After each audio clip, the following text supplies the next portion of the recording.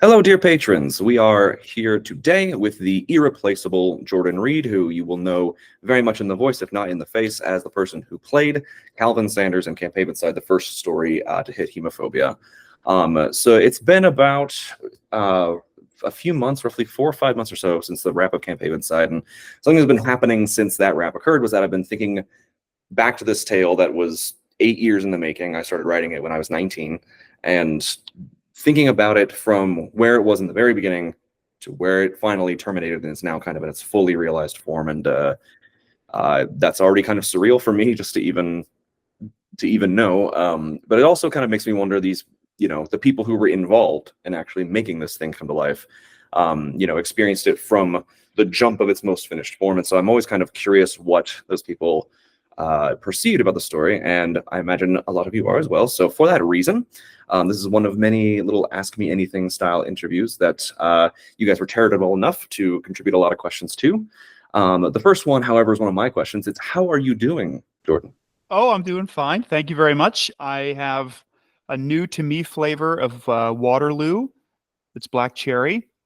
So I'm doing just fine. Thank you so much. I don't know what else you need in a day. Just Uh-uh. through the day. A new Waterloo. Neither do I. And I've just got hip to Waterloo. This is for all the people. I don't know if I'm talking to my demographic, which is the like almost 40s. But I really have nothing but positive things to say about this drink.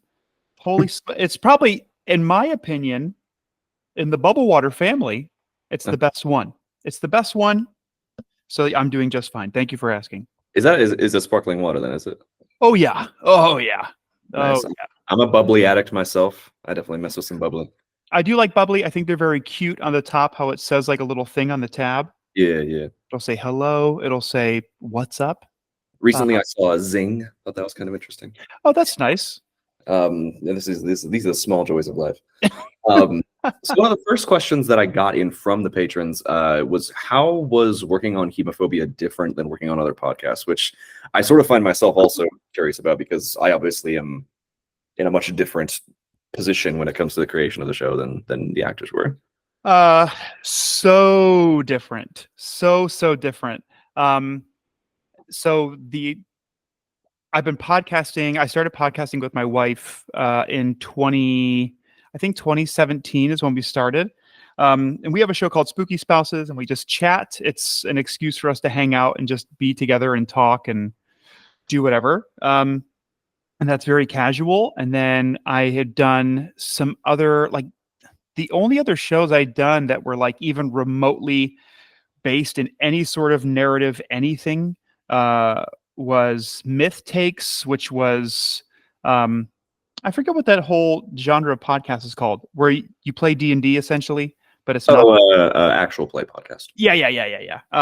It's been a very long time since we've done it. But we played Monster of the Week, which was a fun system. But that was also very silly and weird and very casual. And then I have done some other podcasts with my buddy Mason and Tucker. I say buddy, very, very good friends, Mason and Tucker, Alabaster's Haberdashery, and then Podcube. And those are just pure, just a show for goofballs, I guess. And so this one was so incredibly different. It fell somewhere on the podcast spectrum that I'd never really even tapped into. I guess with audio dramas and stuff, I like listening to them. I'd never really been a part of one, especially one that was so dense and heavy and well written and well scripted and well cast. And it made me, I was nervous to do it at first because I don't love being very serious all the time ever. So this role was quite serious, and the show was quite serious. It was very heavy. It was it was a lot. It was a lot of show. So it was definitely, it made me nervous to do it a little bit, because I always, like, if I have to act serious, I get nervous. Because I'm like, I know who I am in IRL, so it makes me feel a little bit silly. But it was nice because my support blanket is you were gracious enough to let Mason and then Brooke on one session be there while we recorded, because Mason and I work well together. We collaborate very, very well together. So I kind of needed him there as my thunder shirt. I guess. Yeah, yeah. It's actually it's for the listeners. I will say if you're curious what session in question that was, I think it actually, well, really all of Jordan's lines were recorded with Mason present, except for a few pickups that I had you record yourself. But then during pretty much all of Calvin's lines and like especially the sort of long sermons, and then in particular the closing scene of Thursday, which was the very intense session. Mason was also there, and Brooke as well, which was, I don't know. It was nice for me working with like an entire team of people at once. It was interesting. Yeah, I man, oh man, I really needed him there. Just because even though the shows that Mason and I have made together are very silly, the whole the formula of getting more out of a character that a close friend of yours is playing, like I don't know, I know what Mason does well, but maybe Mason doesn't at that time, and then vice versa. So it was good to have collaborators. I also love collaborating in general, like doing solo stuff for me, whether it's podcasting or anything. It's not my favorite. I like collaborating a lot more. Yeah, yeah. And I will say, meant to preface earlier, but the shows in question that Jordan is referring to, well, it has Mason, who played Shane in Camp Havenside, and Tucker, who played some of the ensemble in Camp Havenside. The show by the name of Podcube is the funniest freaking thing this side of the stratosphere. So if you haven't listened to it, please do. I literally at least listen to one episode per day, and I'm not even kidding. So another question we got, and I'm also curious about this one as well. How did you find your character's voice? How did you find the voice for Calvin Sanders? That was honestly probably the most difficult part, even though the voice is still, it's like 80% me and then 20%, in my opinion, like some half-assed, vaguely Southern whatever. And then I was listening back when the episodes were getting released, it was like, man, I really kind of drifted away from my accent in this one and then back to this one. But I don't know. I feel like there's something about like that dude, like, and that dude being, like a youth leader, uh, who there's something very approachable, something very simple about like a very light Southern accent. I Mhm. think, and maybe not just the voice literally, but the voice figuratively too. Um, I just really wanted, and I think it was from some direction from you too. I might have been playing it a bit too serious at first, and I think you had mentioned like it needs to be a bit more approachable. Your character needs to be a bit more, I don't know, yeah, just less angry. Because when I hear sermon, I don't know, I always think sermon's a very serious word, and to me it reads a bit angry, but they don't need to be.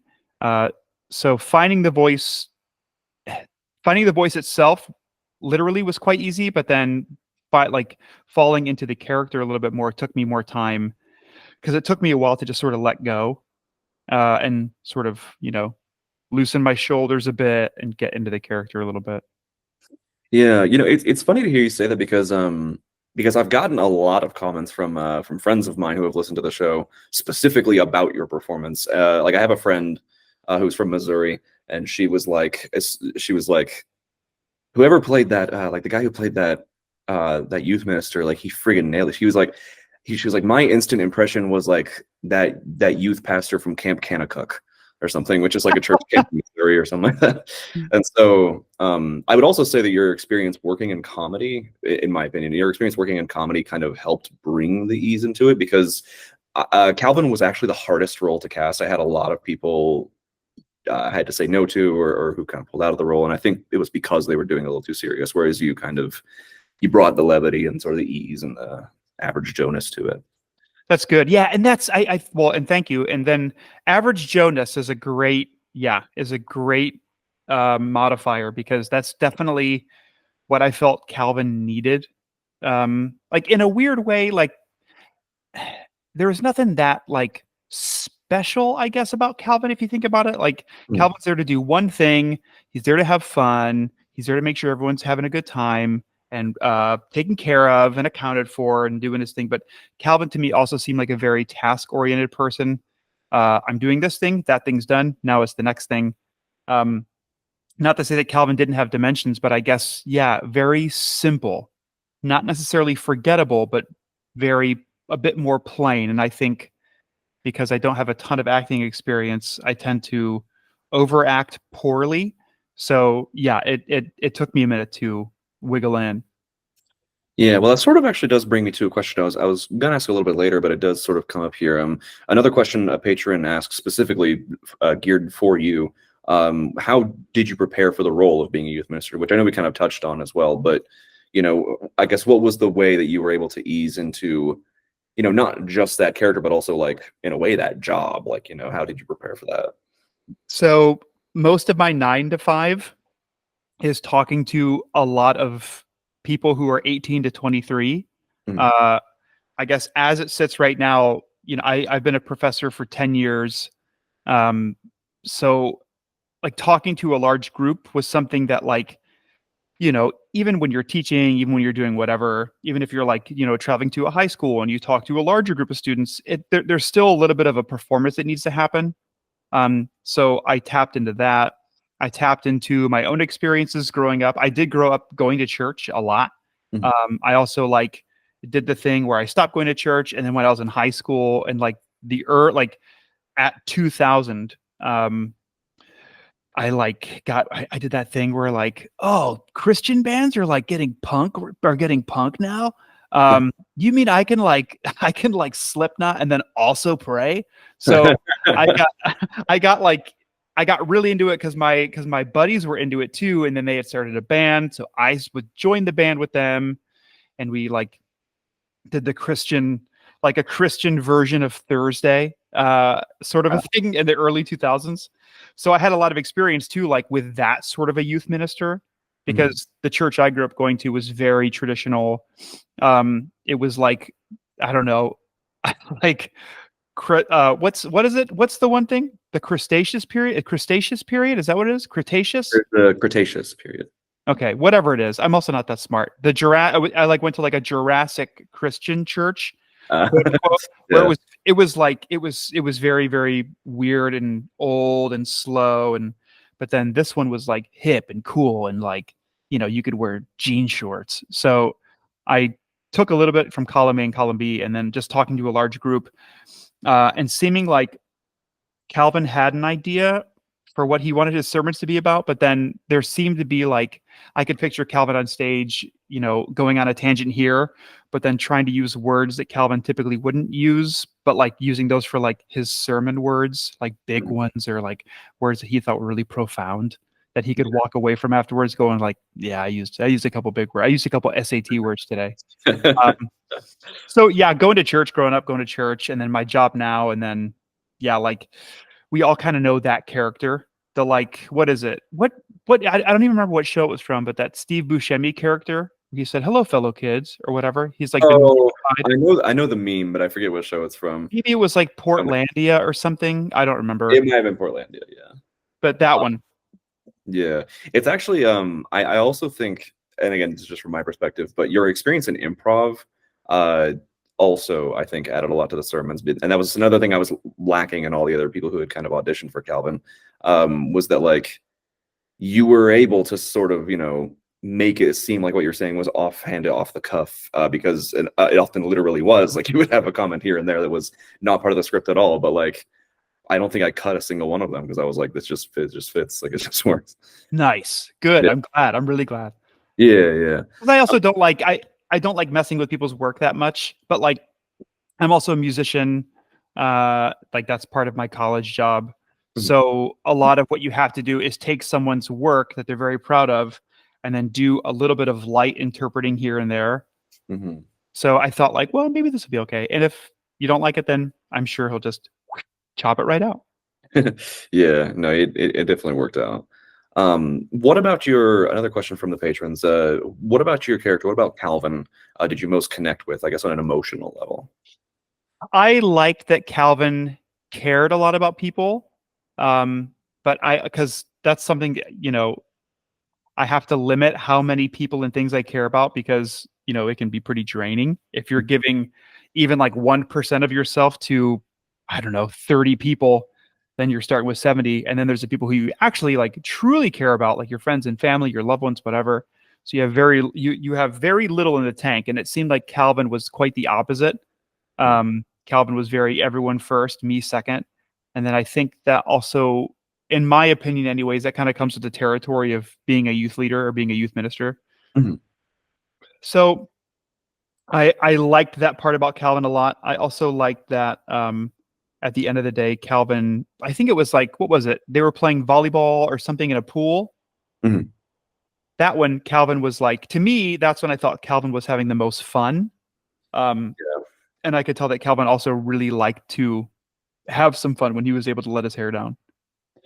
Yeah, I think that's that. I think that kind of captures the spirit of that scene. And yeah, it's nothing ever seemed to like dampen his spirits in that scene. It was, and also that was kind of one of the earliest scenes. I think maybe the first one you heard his voice, except for like the opening overture. But yeah. So the story of Camp Havenside is very weird. It's like highly ambiguous a lot of the time, and it can lead to, in some cases, like some confusion. How was it trying to perform in a story with an often tenuous grip on like literal reality and these frequent surreal moments and like surreal personal interactions? How was it trying to like act in a scene like that and still be real, but even though a lot of times it's like you don't know if this person is possessed or not, kind of thing? I felt like I had to kind of treat every person regardless if I knew X or Y or Z, because I also didn't, there were a few things I didn't know about it too. Like I wanted it to be spoiler free, even though I was part of the process. But there were like not knowing if someone was possessed or if this was happening here or there, just trying to treat everyone the exact same. Mm. Um, I at least trying my best. But then also like it's a little bit difficult, right? Because that's it's hard, or it was hard for me to get into that zone at least a little bit, because it's fiction, but it's fun to be in, and I realize I really like playing in a fictional space a lot. But doing it in a serious way, yeah, it was a little bit. Um, it was hard. It not hard, but I mean, it was difficult because also at the end of the day, when it comes to helping someone out with their own work and their project and their passion and whatever, it's like, oh, I hope I'm being a good ensemble member. Yeah, no, I see what you mean. It's that was kind of the one thing for me as a director, even like having to approach it, because like it had been edited, like the manuscript had been edited by a few people like when I was in college and stuff, but like uh sitting down and having to explain it to a cast member, I was like, oh, this is a lot harder to explain out loud than I thought it was going, because it's only been in my head, so um but I do I think I think we stuck the landing. Let's cross our fingers we all stuck the Yeah, landing. yeah, true. Because I'm not touching that thing again. It's 8 years. It's finished. But it's Uh, got to feel good, right? To like to close the project. it does, yeah. I was wondering if after doing that I was gonna feel like weird, like, oh, I'm never gonna go back to editing it again. But I haven't felt that way at all. I'm just like I'm very happy it's done. Good. Um, this is a question for another question from the patrons. What was the hardest line read you had to do? Oh, the ending scene with Brooke, 1000%. Which part One, specifically? uh, the part I think where I was I was dying, correct? Yes, I was dying. You got hit by lightning. That's right. But the part where it became very sexually and demonically charged, Yeah. to me was like, because those are types of things too that I like. I really just I stay away from them, at least like as any sort of like voice work or whatever. So that was it. So and that one was like, it was hard for me to like really get into character and let go. I actually have like a hard time letting go being a character. That's why, like, if you ever listen to Podcube, I rarely do any sort of a voice, Yeah. because for some reason, when there's a microphone, I like, man, I just have such a hard time letting go. So, like, knowing that I was having an issue letting go fully, like fully, and then just the subject matter too, because I'm also like, I'm a very sensitive person. I'm a Taurus. So then I'm like, is this okay to do? Well, everyone's here and like it's written, so I'm sure it's okay. And it's also art, so it's not reality, and it's this type of art, so that makes it okay. And like it was all okay. But yeah, I just get so worried. I turn into my mom, who is this tiny worried Italian woman. And I just worry. But yeah, that last scene, I think like the last half hour of that session, I think, yeah, I don't think I know for sure. Yeah, that one was hard. Yeah, that is not. It doesn't surprise me you said that one. I think that one. That was an interesting session because for background to those listening, um, it was a very intense scene and it was very like just a lot going on. But it was also like really fun. Like we were laughing. I recall laughing a lot while we were recording that scene, which feels so weird to say, especially now that it's finished and it sounds so like hair raising. And it was written that way too. But like as we were recording, I recall us laughing a lot and kind of also having fun with it. And it was fun. Yes, it was fun. It's just it's so weird that like that kind of thing would create that kind of environment. But I guess that's just kind of how it goes. But yeah, no, that was it, and it did. I think it was like a straight half hour of us recording. I mean, it was a big one, for sure. So I have a question specific to you. Actually specific to you, and I'll be asking it to Mason as well. Being a comedic actor, and primarily that, even as you sort of touched on yourself, you're used to acting for the sake of comedy, and that comprises, quite a bit of your acting experience hitherto. What was the challenge of going from comedic acting to very dramatic and horrific stuff? I think you sort of touched on a little bit in what you were just talking about the line read. Yeah, I think letting go is the hardest thing, because it's very situational, at least for me. Like if it's like it's ironic because, and I never thought I would say this, being face to face with Brooke in that scene at the very end, Mhm. where Brooke was doing some stuff as her character, and it was very intense. Yeah. Like I had like that scene to me is harder for me to let go in than like I don't know, some completely and totally far-fetched idea that we might like pitch in a Podcube episode, or that has no basis in reality as well. Like that scene, uh, the one we keep talking about with me and Brooke, Mhm. that scene to me, I think on paper is like has more of a foothold in reality than like some of the stupid things that we've come up with on Podcube or like even Allihab or something else. But I Mhm. think, yeah, letting go is the most difficult thing. But then it's nice too, because like throughout all the sermons, to me, I look at that, and this isn't one of those metaphors. Like everyone always makes these metaphors, like reading words and like it's musical and it's artist and it's artistic or whatever. But that's literally all I do is, you know, play music and read music and do and teach music. So Mhm. reading sermons is so nice, and that one I was able to let my hair down a bit more. Um, and quite literally, because during those recording sessions I had long hair. So isn't that fun? But those are just way easier because I can use a little bit more improv skills with them because it's just me doing the thing, and I don't have to be hypersensitive of like stepping on someone else's toes or if I didn't read the room correctly. But yeah, letting myself go is the hardest thing, honestly. But Mhm. I felt like at the end, like, okay, I learned a thing. I learned a thing I'd like to improve on. And if there's more audio drama work in the future, then cool. Then I need to just let go. I have to let go because then it was nice because when I started to, it became way easier. Yeah, yeah. And I do say, I mean, it's almost like especially in regards to that one scene, it's almost like you're trying to, you're learning to swim in Niagara Falls kind of thing. Yeah. Like, it was certainly even for like experienced actors, I think a scene like that would be kind of intense. And that's not like a brag or anything. I think I just mean in terms of just like the facts of what's going on in that scene. Yes. Um, there is a fun fact. I forget if I told you or not, but during that scene, and those who have listened to it will know. And if you haven't listened to the Thursday episode, I guess plug your ears real quick. But there's the scene opens with Molly Brooke Jeanette's character performing oral sex on the three male campers, and the first line really that you Jordan had when you were approaching, you said, "Molly, what are you doing?"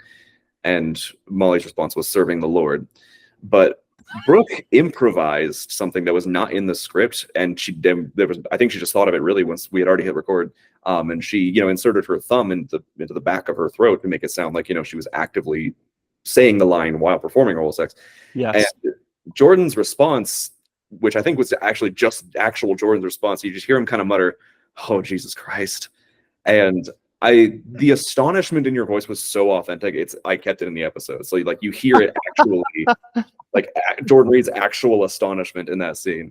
I was like, it was too genuine for me not to include. I was like, this was too perfect.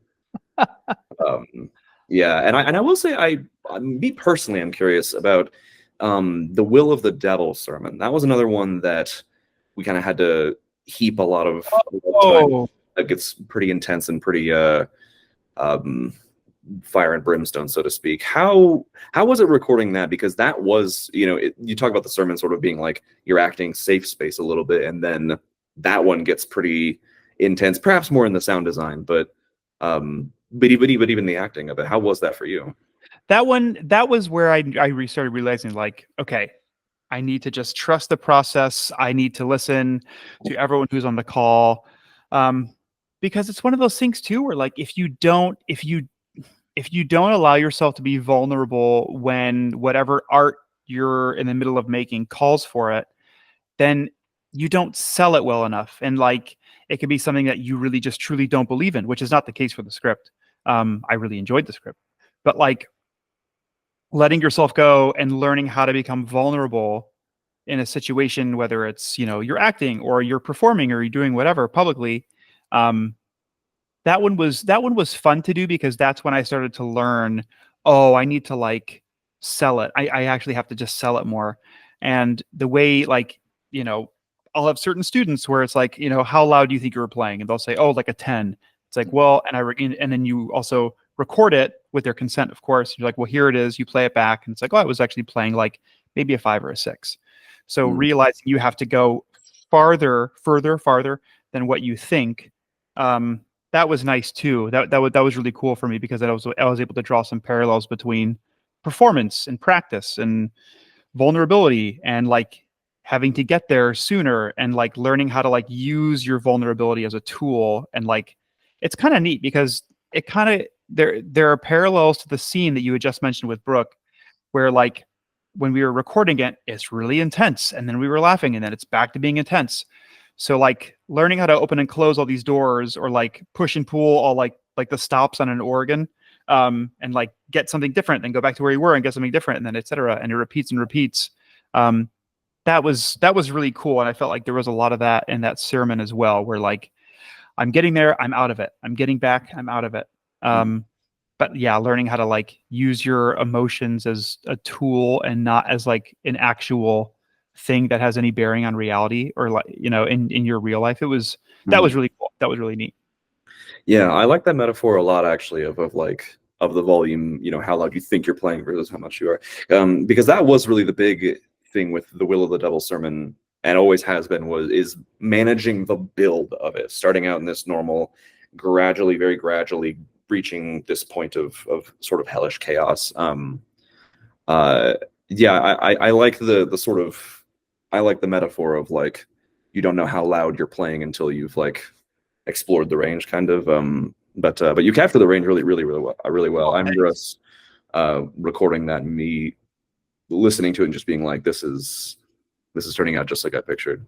Right. So that was really good. How was it? What was it like? There's another patron question. What was it like listening to the finished product once all the sound design was in place? It was really cool. It's neat because like, the shows that Mason and Tucker and I do, they're all heavily sound designed, but you can like, if it's one you haven't worked on, it's so like, that's honestly one of my favorite parts. Second to my favorite part about making those shows is sitting and recording them. But the second, and it's a very close second, is like hearing how Mason or Tucker, and then you, in the case of the show, how you interpret each scene and how you create atmosphere. Because to me, I think that's the most important thing with sound design. I like Mason has helped me a lot, like learning how to sound design and what makes sense to add, what doesn't, what can be unexpected, like making it. He always refers to sound designing as being diegetic and making it sound like you're actually in the place. But it also has to be turned up a little bit. It has to be kind of exaggerated because you need to let your audience know, like, if your audience has to sit and think, are we outside? Are we inside? What part of the world are we in? Even for like a split second, you're taking away from them enjoying the actual product. Yeah. So you have to be like marginally heavy-handed without spoon feeding them. So it's always really interesting for me to hear that way, like how you handled the ambiance, how you handled, I don't know, rooms and how you treated rooms. And like, now I can tell we're in a very small room. Now I can tell we're in a large room. Now I can tell we're outside. Yeah, hearing it all sound design to me is like cool. But then it's also, it's always like, man, props to you because there was so much of that show. Like there's so much show.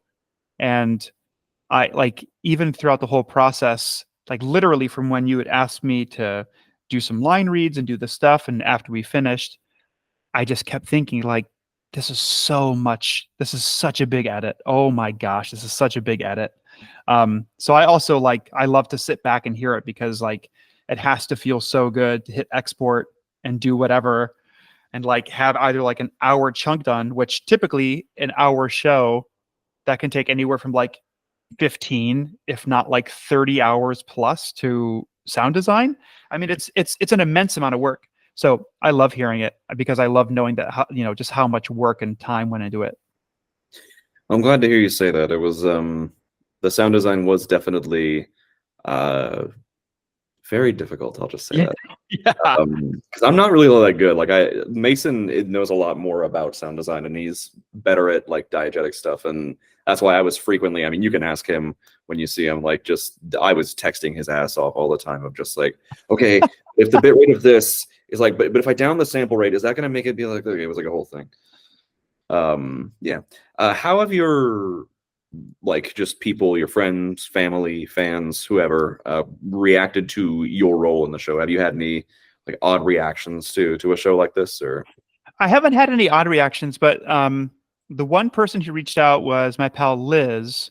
And Liz is, I don't know if she already did. Either way, she was working on or had just finished from the time this is out, getting a PhD, and I believe her thesis is something to do with horror movies. So she's like a horror movie doctor, which is super cool. It's way more intelligent than how I'm describing it.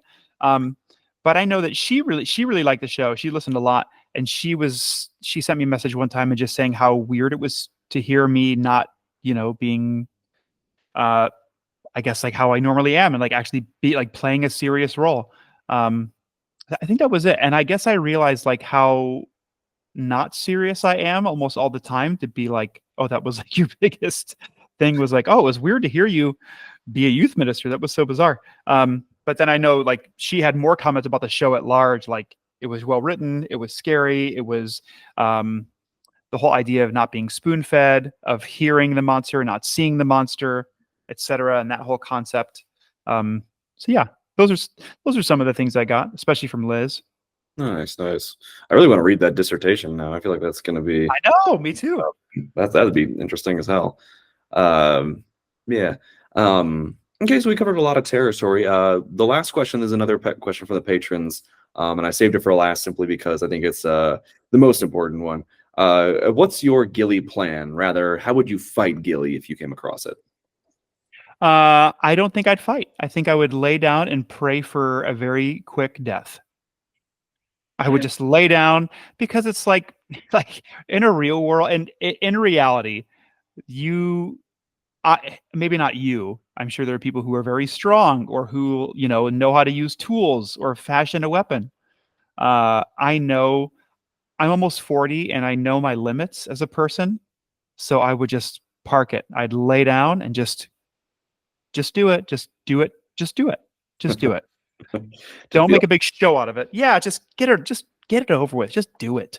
Yeah, I would lay down and pray for death. I mean, I think Gilly would certainly savor somebody praying. That is, I think, absolutely Hope it's Ellie. And okay, well, thank you very much for being here with me. Like I have told you before, I was very, very satisfied with really all of the acting performances that I got out of everybody in this production. I don't feel like I had to settle really once. And Calvin was, like I said, the hardest character to cast. And whenever I came upon you, I was very relieved, because I was like, okay, this is the voice I've been looking for and trying to articulate to other people that I wanted, but didn't have the words for it. And it just came very naturally. So, Happy to help. So happy to help. I mean, really, like it's nice knowing as a people-pleasing Midwesterner that you were able to check some boxes. Plus, it was just really fun to be a part of. It was so much fun to do. Yeah. So thank you very much for patrons for watching / listening. We've got a bunch of different AMA interviews on the way that will be released throughout the year. But yes, thank you very much for watching, everybody who has been watching, and thank you very much, Jordan, for being here. Thank you. Shall see you in the next interview. Thank you, patrons.